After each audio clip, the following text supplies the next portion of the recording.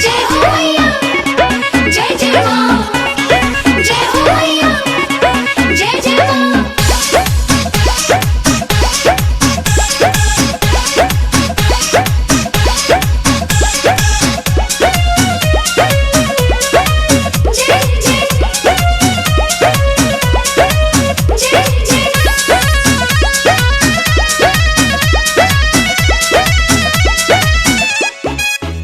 आज सतमी हमाई के पट खुली, रुआ साड़ी न लहिनी जी गईनी भूली। आज सतमी हमाई के पट खुली, रुआ साड़ी न लहिनी जी गईनी भूली। सुनतानी तरुए बोली कहा पहिर के करब दर्शनिया। तनाया साड़ी के फेर में आबे जोहनी करा धनिया। तनाया साड़ी के फेर में आबे जोहनी करा धनिया। अरे चल जल्दी।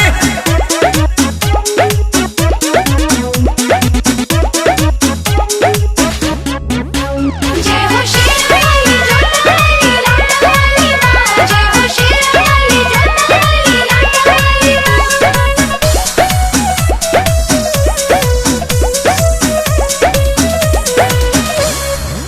कम से कम आज के दिन ना करते कंजूसी, मन कहरता जाई हम रउआ से रूसी।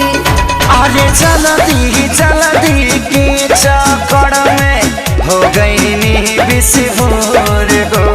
अब छोटी मोटी बात खातिर कर न मना थोर हो। बुझले न रहुआ बनाया हम कनिया।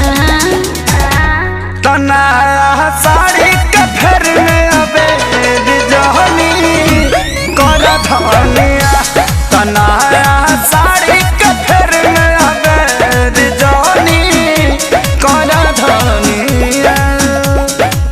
साड़ी तो चाहिए।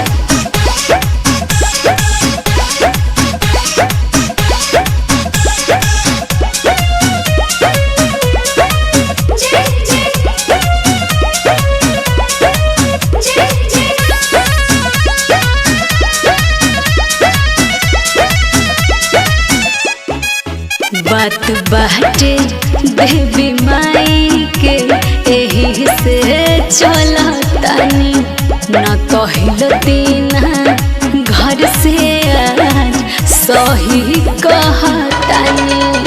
अरे किन के तो हर साड़ी हम धैले रहनी दुकान पर।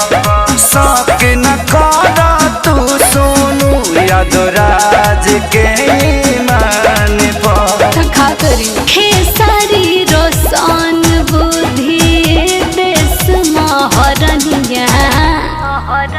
तनाया साड़ी के भर में आबे जोहनी कर धनिया।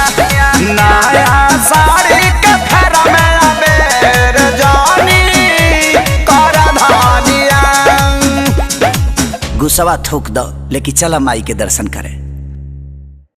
तनाया साड़ी